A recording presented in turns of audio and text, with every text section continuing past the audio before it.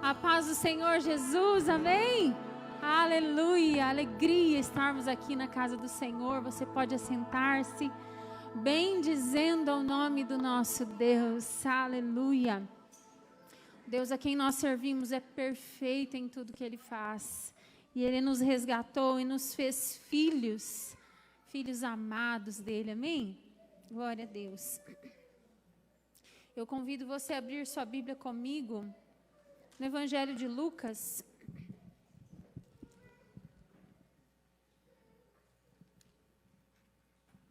No capítulo 1, a partir do versículo 26, nós vamos meditar.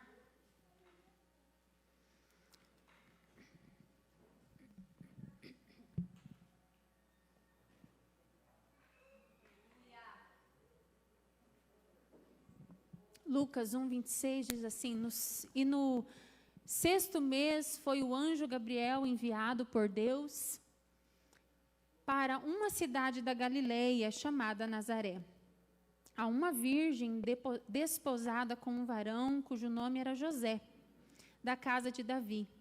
E o nome da virgem era Maria. E entrando o anjo onde ela estava, disse: Salve, agraciada, o Senhor é contigo, bendita és tu entre as mulheres. E vendo ela, turbou-se muito com aquelas palavras e considerava que saudação seria esta. Disse-lhe então o anjo: Maria, não temas, porque achaste graça diante de Deus. E eis que em teu ventre conceberás e darás à luz um filho, e por-lhe-ás o nome de Jesus. Este será grande, será chamado Filho do Altíssimo. E o Senhor Deus lhe dará o trono de Davi, seu pai. E reinará eternamente na casa de Jacó. E o seu reino não terá fim. E disse Maria ao anjo: Como se fará isto, visto que não conheço o varão? E respondendo o anjo, disse-lhe: Descerá sobre ti o Espírito Santo, e a virtude do Altíssimo te cobrirá com a sua sombra. Pelo que também o santo que de ti há de nascer será chamado Filho de Deus. E eis que também Isabel, tua prima, concebeu um filho em sua velhice. E é este o sexto mês para aquela que era chamada estéril, porque para Deus nada é impossível. Disse então Maria: Eis aqui a serva do Senhor, cumpra-se em mim segundo a tua palavra. E o anjo ausentou-se dela. Pai bendito, nós louvamos ao Senhor pela tua palavra, que é viva, é eficaz, penetra no nosso coração e faz separação, Senhor, dentro de nós. Nós louvamos ao Senhor porque o Senhor é tão vivo e tão presente nas nossas vidas e deixou a tua palavra para fazer parte da nossa existência, para poder ser nosso guia, Senhor amado, a nossa orientação. E nós queremos com o coração aberto ouvir a tua palavra. Queremos, Senhor, que o Senhor fale conosco. Queremos ser edificados, transformados. Queremos ser podados, Senhor. Queremos ser modificados em tudo aquilo que a tua palavra tem para nós. Nós amamos o Senhor, amamos a tua presença, amamos estar em comunhão e queremos que o Senhor seja glorificado em tudo, em nome de Jesus. Amém. Aleluia. Toda mudança na vida da gente, ela causa grandes impactos, né? Toda mudança causa alguma coisa em nós. E eu acho que uma das maiores mudanças na vida de uma família, na vida de uma mulher, seja gerar um filho. E quando nós geramos um filho, nós precisamos nos preparar fisicamente, emocionalmente, financeiramente. Porque há mudanças tremendas na nossa vida. E há também um período de mudanças e um período de dedicação. Preparo e dedicação em favor daquela criança. A vida da gente muda completamente, não é mesmo? Muda assim, aí às vezes fica assim de cabeça para baixo, né? Até a gente acertar, mas muda totalmente. É uma coisa maravilhosa, é uma coisa linda, uma coisa tremenda e terrível ao mesmo tempo. A gestação é algo maravilhoso. Assim como o casamento, assim como todas as mudanças da nossa vida, tudo exige de nós preparo e dedicação. Quando nós vamos nos casar, ou dentro de um casamento, exige preparo e dedicação um ao outro. e em todos os nossos relacionamentos. Mas aqui eu fico pensando, que missão tremenda que Maria recebeu. Chega um anjo do nada e ela recebe um chamado. Grave bem essa palavra, um chamado. E o anjo chega ali no versículo 32 e diz assim: o que aconteceria? E este será chamado, aliás, 32, isso. E este será chamado, este será grande, será chamado Filho do Altíssimo. E o Senhor Deus lhe dará o trono de Davi, seu pai, e reinará eternamente na casa de Jacó, e o seu reino não terá fim. Maria não recebe apenas um chamado simples, mas um chamado extraordinário. E Maria não poderia conceber um filho, porque ela era uma moça virgem, ela ainda não era casada. Ela era uma espécie de noivado. Era um noivado diferente dos nossos dias, porque se houvesse uma separação desse noivado, exigiria uma carta de repúdio, uma carta de divórcio. Então, o noivado era um pouco mais, assim, intenso do que os noivados de hoje em dia. Mas ela recebeu um chamado extraordinário da parte do Senhor. Agora, só um parênteses, se está lindo ouvir essas crianças cantando aqui, assim, imagina a hora que elas estiverem aqui na frente. No final do culto, elas vão apresentar, vai ser lindo. E ela recebeu um chamado extraordinário. Algo que parece impossível, e até no texto diz, né, porque nada é impossível para Deus. Ela recebeu esse chamado. Maria, ela também, com esse chamado, teria possíveis consequências. Grave essa palavra, chamado, consequências. Como eu disse, ela era uma moça que estava desposada, ainda não era casada. Era uma moça pura. Ela ainda não conhecia o varão.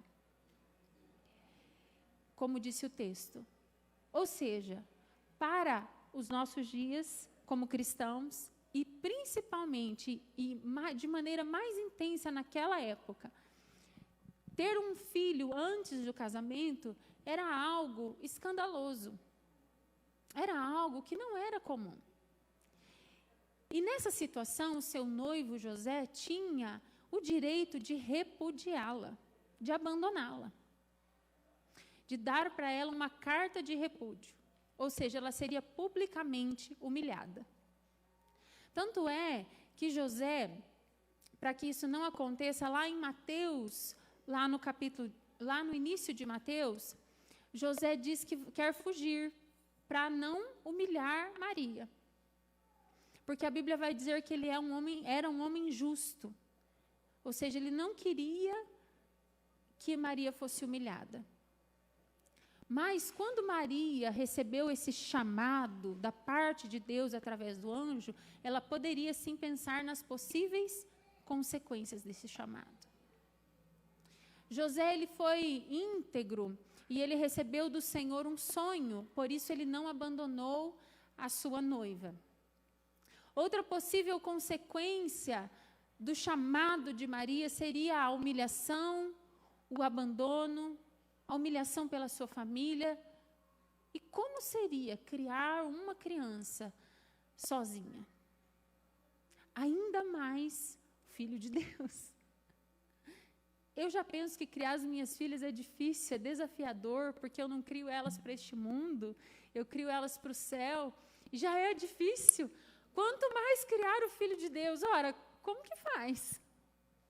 Como que amamenta? Como que cria? Como que corrige? Será que ela pensou isso? Vai precisar corrigir? Não vai?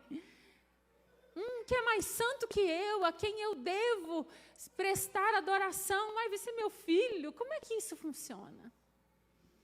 Nós, mulheres aqui, que já são mães, e os pais aqui também, quando nós recebemos essa bênção de sermos pais, nós já temos tantas coisas que passam na nossa cabeça. Já tem tanta coisa. Eu sei que tem gente aqui que nem é pai, nem é mãe, já passa tanta coisa na cabeça. Ai, meu Deus, como é que vai ser? Como é que é? Né?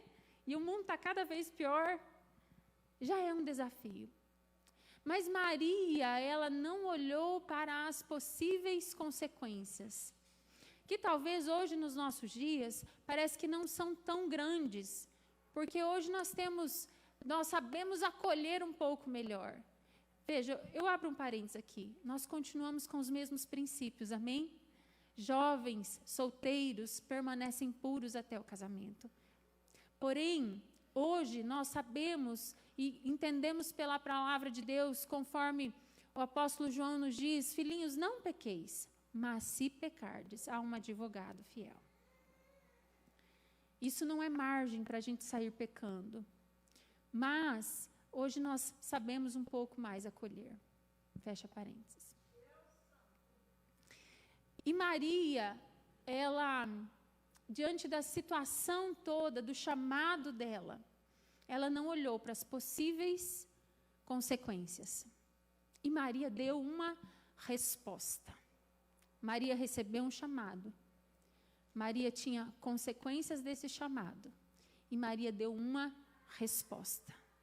E qual foi a resposta de Maria? Versículo 38, nos diz assim: eis aqui a serva do Senhor, cumpra-se em mim, segundo a tua palavra.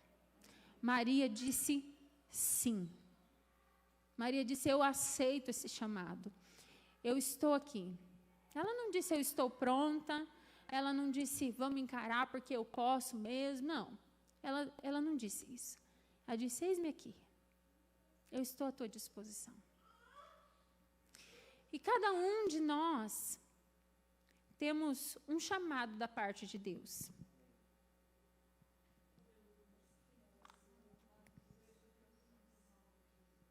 Cada um de nós possui um chamado da parte de Deus.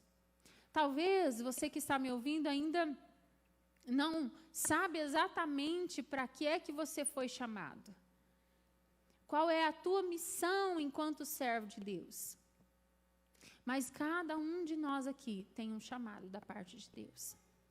Talvez o teu ministério não seja pregar ou cantar, mas seja exercer muito bem a tua profissão e proclamar o reino de Deus lá no teu consultório, no teu escritório, seja lá onde você trabalha. Talvez o Senhor está te chamando já há algum tempo para, de fato, abandonar tudo e seguir o Mestre. Mas há chamados específicos na vida de cada um de nós.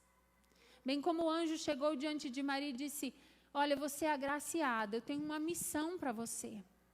O Senhor Deus nos diz que nós também temos uma missão, um propósito a ser executado. Um chamado. E aí, nós temos uma resposta diante do chamado de Deus para a nossa vida.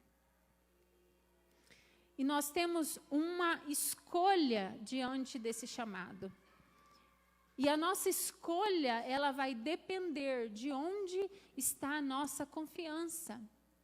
De onde está o nosso olhar. E a minha pergunta para você esta noite, e é o tema desta mensagem é, para quem está o teu olhar? Para onde você está olhando? Os teus olhos estão fixos em quem? Maria, quando recebeu um chamado, os olhos dela não estavam fixos nas possíveis consequências, mas estavam fixos no Deus que a chamou. E a nossa decisão, a nossa escolha, ela precisa estar pautada, ela, aliás, está pautada a partir de onde está a nossa confiança, a partir de onde está o nosso olhar. E às vezes, o Senhor nos chama para um propósito, e eu acho tão precioso, por exemplo, o reino de Deus é tão vasto, é tão grande, é tão lindo. Esses dias, a ceia está a coisa mais linda de ver, os diáconos pulam que nem pipoca lá no fundo, assim, ó. E pega a cadeira, e desce cadeira, e arruma cadeira, e chama a gente para sentar no lugar. E é a coisa linda. Chega no final do culto, eles estão exultando de alegria. Eu falei, oh, Jesus, eles trabalharam, não estão nem cansados.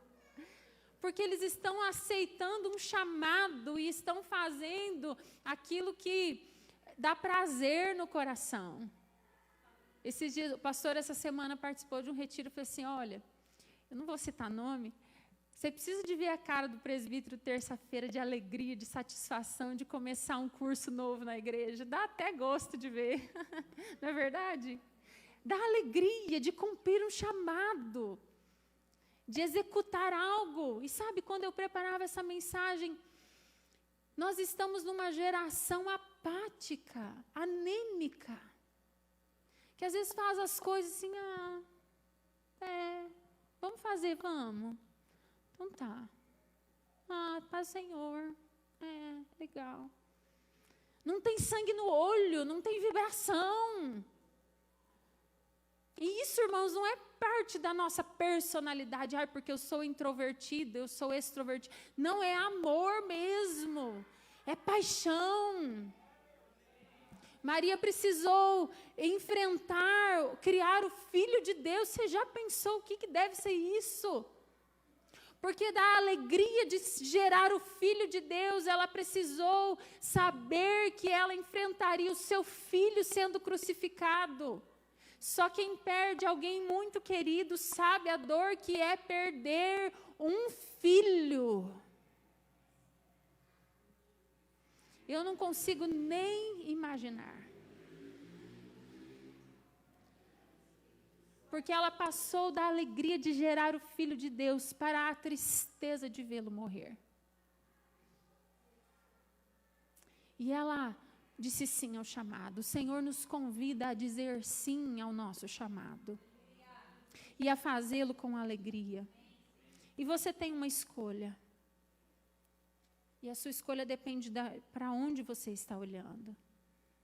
E às vezes, meus irmãos, quando nós temos um chamado da parte do Senhor, como eu já disse, o nosso olhar, para onde nós estamos olhando, define muito a nossa resposta. E essa mensagem surgiu de um momento que eu estava na frente do espelho, olhando meu rosto, essa coisa toda, né, que muita gente gosta. O pastor faz mais que eu, tá? Eu não faço quase. E o Senhor falou comigo assim: pare de olhar para si. Olhe para mim. Porque eu não estava só olhando no espelho, né? Eu estava me lamuriando mesmo, sabe? Estava ali eu e Deus e os meus pensamentos. E eu falei, Jesus, então cura as minhas perspectivas, cura a minha visão. Surgiu disso. Porque quando a gente olha para a gente, imagina se Maria, uma jovem, uma adolescente, se ela olhasse para ela mesma e para as circunstâncias da vida dela. Ela estava correndo até hoje. Jamais ela diria sim. Sabe, meus irmãos, às vezes a gente diz não para o chamado de Deus na nossa vida, às vezes você está dizendo não para fazer algo para o Senhor, não só na igreja, mas aonde você está. Talvez, às vezes, você está dizendo não para o Senhor, não é nem para o chamado, é para o Senhor, porque você está olhando para você mesmo. E sabe o que a gente enxerga quando a gente olha para a gente mesmo? A gente enxerga medo, a gente enxerga angústia, incerteza, porque a gente não sabe nem o que acontece daquela porta para fora. Quando a gente olha para a gente mesmo, a gente enxerga as nossas limitações. A gente enxerga as nossas falhas, a gente enxerga as consequências futuras. Por quê? Porque a gente é inseguro, porque a gente não tem domínio do minuto seguinte. Quando a gente olha para si, a gente trava. Aí a gente deixa de cantar, eu não sou mais escravo do medo, porque a gente se torna escravo do medo, porque a gente está olhando para a gente. Imagina se os servos do Senhor olhassem para si quando eles foram chamados, jamais eles diriam sim. Jonas, quando disse não ao chamado do Senhor, ele estava olhando para ele estava com medo das consequências, porque vamos e venhamos, eram consequências graves, sérias. Jonas tinha razão de ter medo. Mas o olhar dele não estava para o Deus que é acima de homens de guerra. que poderia proteger Jonas. O olhar de Jonas estava para ele mesmo e não para Deus. E por isso ele fugiu. Outro perigo que a gente corre quando o Senhor nos chama, de olhar para quem está do nosso lado, de olhar para o outro.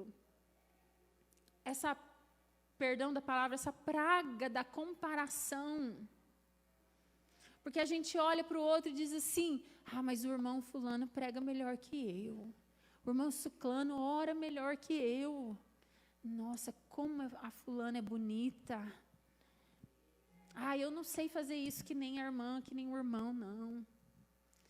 Eu não sirvo para pregar o evangelho lá no meu serviço, lá onde eu vivo. Não, porque olha, o que vão dizer de mim? Vão dizer que eu sou fraco. A comparação é um mal terrível. Um mal terrível que nos trava, que nos para, e você sempre vai perder na comparação. É um jogo que você sempre sai perdendo.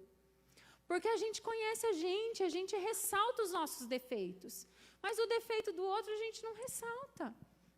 A grama do vizinho é sempre mais bonita que a nossa. Ainda que você cuide da grama do vizinho, você olha e fala, nossa, parece que a dele está mais aparadinha, né? Porque a sua foi você mesmo que cortou, então você sabe as diferenças.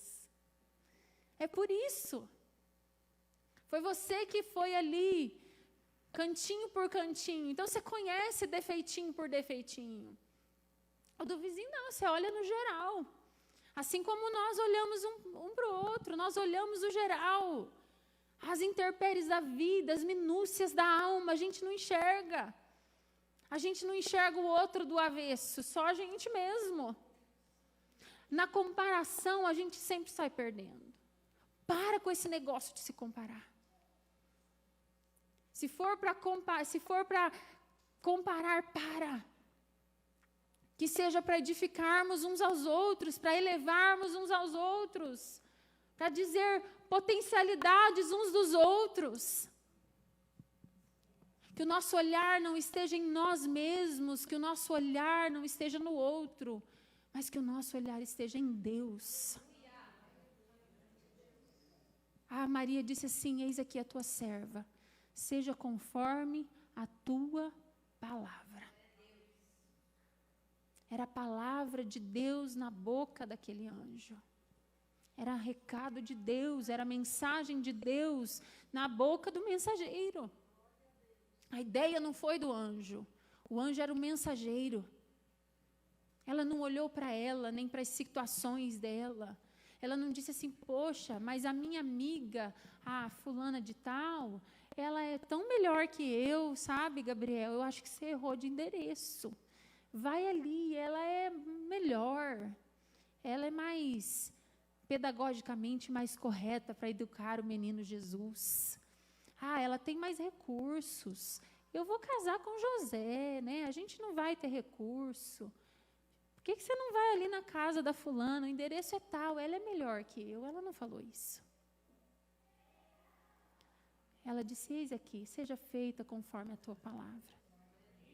E o que a gente vê quando a gente olha para Deus? O que a gente enxerga quando a gente olha para Deus? Como Hebreus 12, 2 diz, olhando para Jesus, o autor e o consumador da nossa fé, com os olhos fixos nele, que nós precisamos estar. Com um olhar atento ao que Jesus está fazendo, que nós precisamos estar. Sabe, irmão, ser crente não é vir na igreja no domingo apenas. Ser crente é ser na segunda-feira.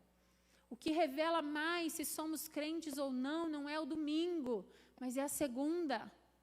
É como nós agimos, é como nós somos participantes desse reino ao qual nós fomos chamados para interagir nele, proclamar ele, declarar ele.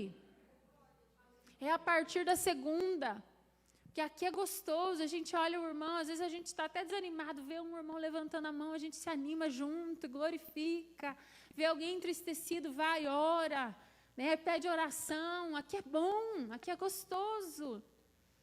Mas a segunda chega, e é lá, E é lá que o Senhor nos chama para proclamar, para vivermos esse evangelho. O que nós enxergamos quando olhamos para o Senhor? Nós enxergamos o seu cuidado. Perto está o Senhor, conforme Salmos 34. Nós enxergamos o seu amor eterno.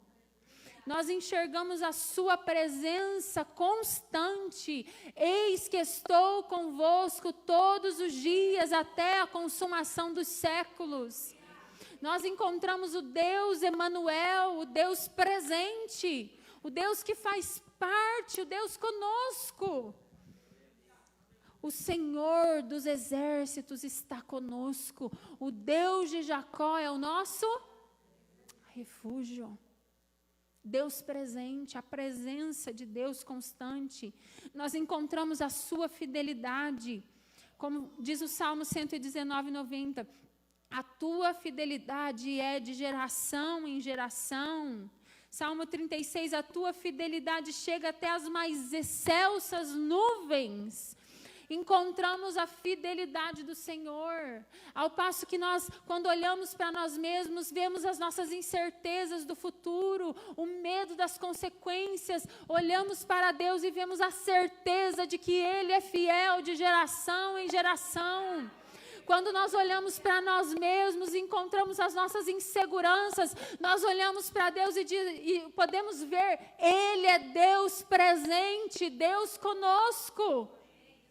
Quando nós olhamos para as nossas falhas, para os nossos erros, para as nossas limitações, fraquezas, medos, nós encontramos um Deus que é amor constante sobre as nossas vidas, que cuida de nós e que o seu amor é eterno.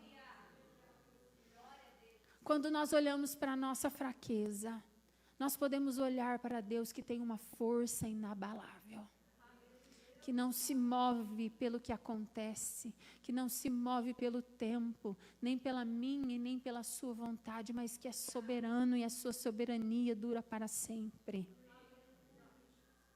E a minha pergunta para você é: aonde está o seu olhar?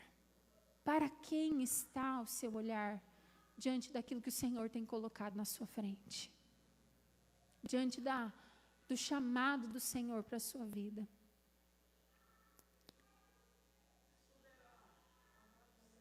Nós podemos desfrutar do cuidado amoroso e constante do Senhor sobre as nossas vidas.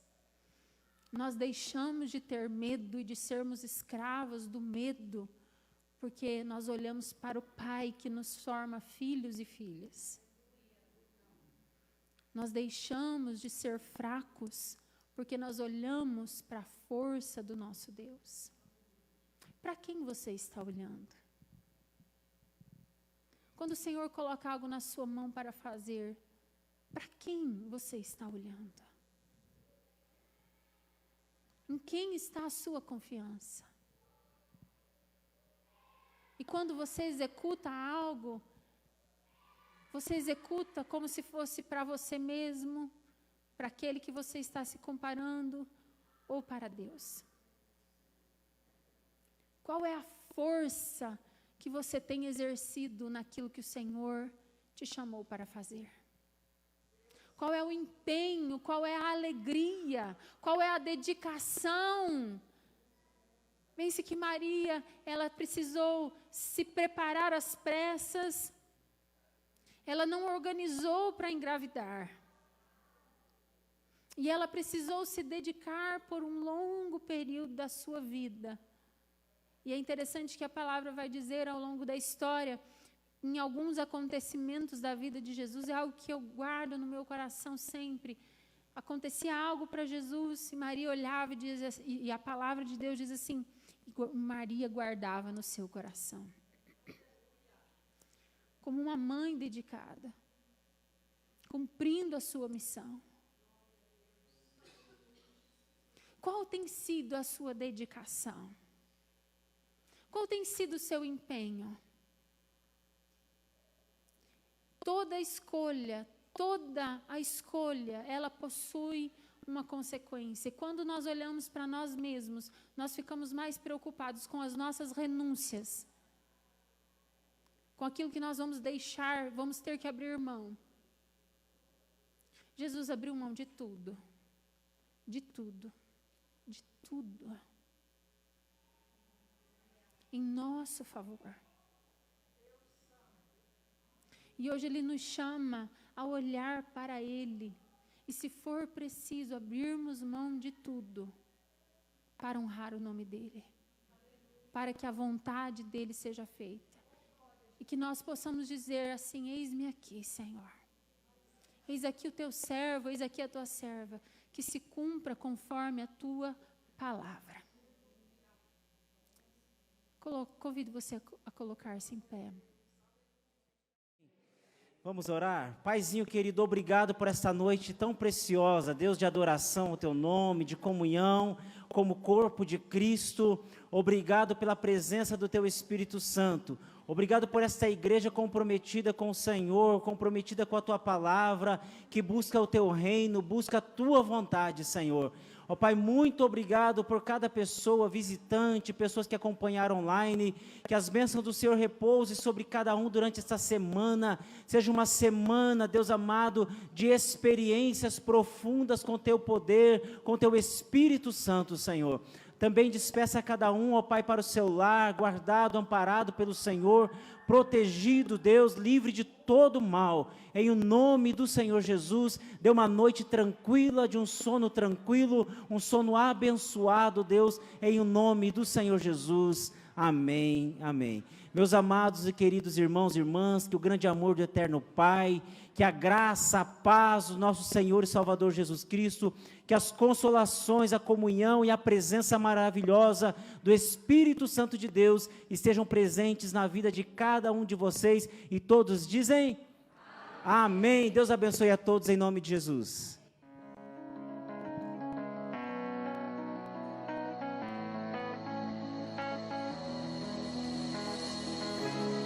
Antes de eu falar, tu cantava sobre mim. Tu tens sido tão bom pra mim. Antes de eu respirar, sopraste tua vida em mim. Tu tens sido tão